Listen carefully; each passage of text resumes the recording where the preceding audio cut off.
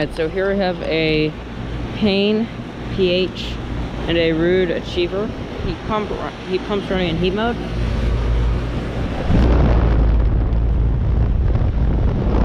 As I Copeland scroll, this one sounds better than it did last year. Oh, and that one turned off.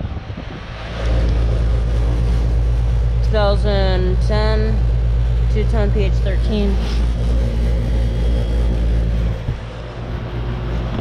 There's that one. This Ruud Achiever actually just turned off.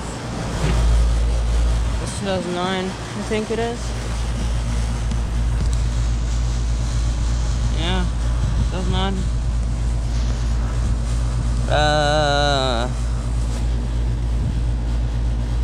I think that's a 3.5 ton or something. It's a 3.5 ton, rounded up. So yeah, compressor doesn't show. Their compressor is there. Pretty sure that's a Copeland scroll.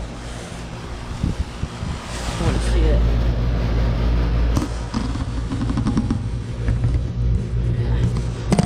There's a capacitor right there or something. No, it's on the other side. Here's the capacitor right here. So yeah. Thank you for watching, and over.